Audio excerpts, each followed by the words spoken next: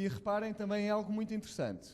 Ser salvo, ou seja, ele está-nos a dar aqui uma definição do que é que significa ser salvo. Ser salvo significa viver uma vida verdadeiramente humana. Isso não é salvação, isso é humanismo. Tem um nome. É por isso que temos o símbolo humanista lá em cima. Este homem, na verdade, é um luciferiano. E os protestantes bebem este vinho. E, na verdade, eles bebem este vinho e, de alguma maneira, começam a ficar um pouco ébrios.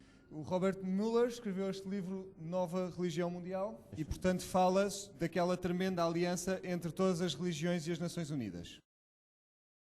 Uma religião que sirva para todos. Lembrem-se, esta citação incrível que nós vimos antes.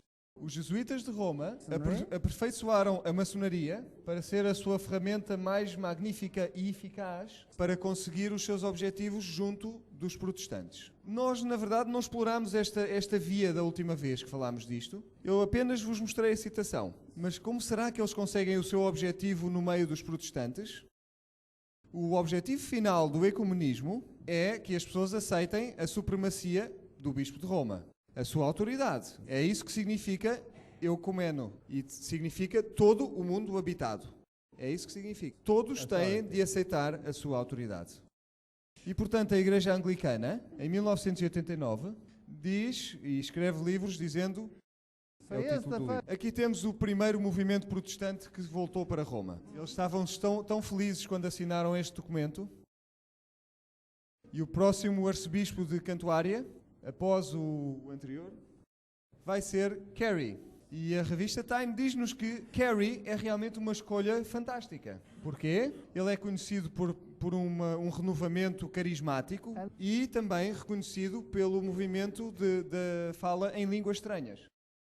E o cardeal Joseph Sunens recebeu o prémio Templeton. E reparem que este prémio é um prémio maçónico muito importante.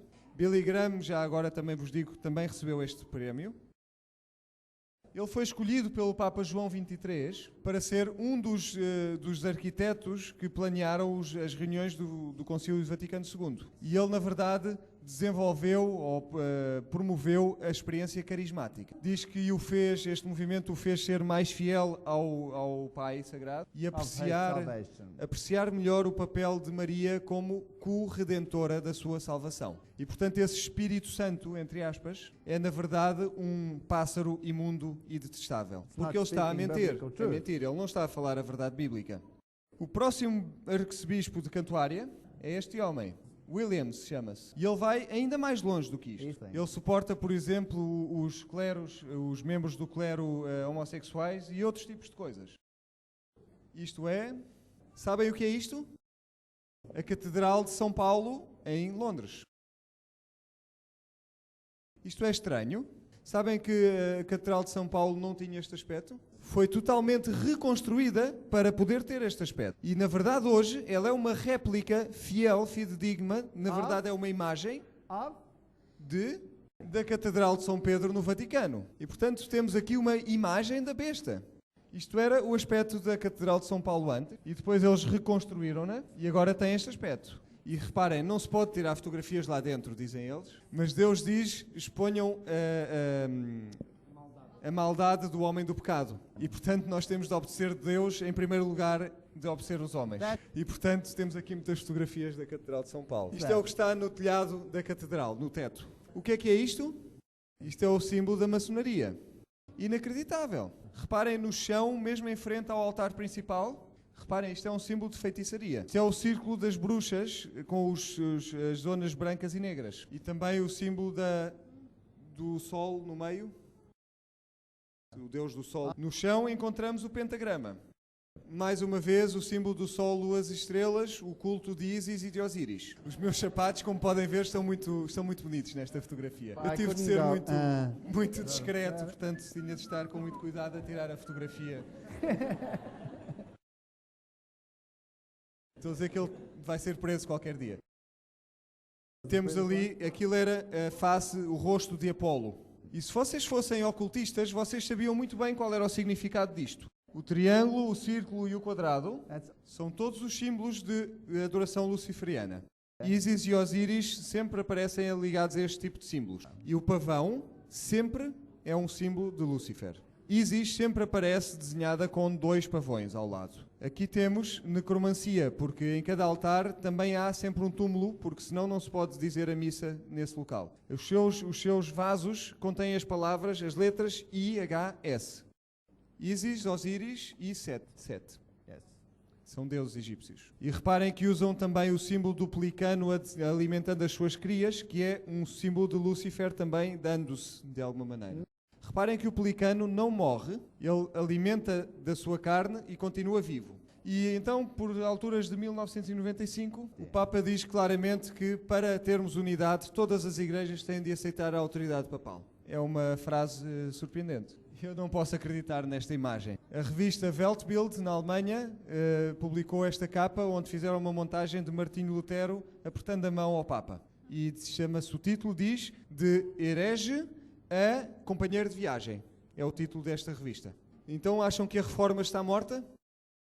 Esta fotografia é do sínodo da Igreja Luterana. E eles decidiram em plenário que o Papa não poderia ser mais chamado de Anticristo. Pois é que se estivermos num movimento ecuménico não podemos andar a chamar Anticristo aos outros. E portanto, menos Bíblia e mais destas coisas. Se nós começamos a pensar muito, começamos a ter problemas e, portanto, mais vale simplesmente movermos sem pensar muito. E estão a ver como isto é absurdo. Se vocês quiserem mover-se muito, vão subir à montanha, que é mais agradável. E então, e nessa altura, os líderes da Igreja Luterana alemã pediram ao Papa para que perdoasse Lutero. For what? Mas pedir perdão do quê? Portanto, quem é que mudou? Foi o protestantismo ou foi o catolicismo? Foi com certeza o protestantismo. A Igreja Reformadora holandesa diz que talvez a verdade não seja tão importante. É mais importante conseguirmos atingir uma certa unidade. E em 2001, este líder luterano, sabem, eu acho que nós devemos aceitar o Papa como um dos líderes espirituais do mundo de hoje. Ele, enfim, tem um pouco de cuidado nesta citação, está a mentir também de certa forma, mas enfim, vai fazendo a sua citação. E os calvinistas também vieram a terreiro dizer, bom, nós estamos um bocadinho arrependidos de algumas coisas que têm sido ditas. Temos muita pena de ter dito isso. E, portanto, vamos começar a bater palmas, vamos trazer algumas velas e alguns ícones para a nossa igreja, para as nossas igrejas, e vamos voltar a cantar o Te Deum, outra vez. Eu penso que Calvin deve dar muitas voltas na sua sepultura, se isso fosse possível. E, portanto, na Igreja Reformadora Holandesa voltámos a ter cruzes e uma série de tipo de imagens na igreja de volta. E em Inglaterra acontece o mesmo com a Igreja Presbiteriana, é a mesma coisa. E vamos cantar algumas músicas novas. Vamos reescrever o nosso inário e vamos incluir alguns cânticos católicos. E aqui temos o presidente da Igreja AGS, isto é, um grupo de todas as igrejas pentecostais. Estes são os moderadores de todas estas pessoas. E vejam o que é que eles têm para dizer. Aqueles que ainda tentam estar a guardar a lei não são maduros em termos espirituais. Os crentes que tentam guardar a lei, eles estão, na verdade, em escravatura. É muito perigoso estarmos associados com a lei. E as igrejas que leem os 10 mandamentos nos domingos dizem às pessoas, dão a impressão de que as pessoas deviam guardar esses mandamentos. E reparem no que ele escreve. Ele diz que os cristãos hoje em dia que tentam guardar os 10 mandamentos prejudicam o trabalho do Espírito Santo e destroem a essência pura da nova aliança. E isto é aquilo em que eles acreditam hoje em dia. Eu estava uma vez a falar com um dos seus pastores. Ele disse, eu sou considerado um fanático porque eu guardo a lei. Ao fim de algum tempo eu tive de lhe dizer, a minha mulher não está aqui hoje, mas a sua é bastante atraente. Será que eu posso ir com ela para a minha casa hoje? Ele olhou para mim como se eu fosse de outro planeta e eu disse, mas qual é o seu problema? Isto não é contra a lei. Você disse que se eu guardar a lei eu estou a trabalhar contra Deus, então eu não quero trabalhar contra Deus, porque é que não posso levar a sua mulher? E isso foi um problema realmente ali. Eu não sei como é que estas pessoas conseguem pensar, porque isto não tem muita lógica, na verdade. Apocalipse 14:12. Aqui está a paciência dos santos, aqueles que guardam os mandamentos de Deus e têm a fé de Jesus. Não temos de discutir muito isto, é claro. Muitos me vão dizer, Senhor, Senhor... Eu vou dizer-lhes, afastem-se de mim, vocês que praticam a iniquidade. O que é que significa esta palavra anomia? Significa aqueles que estão sem lei. E, portanto, depois apareceu um movimento chamado o Conselho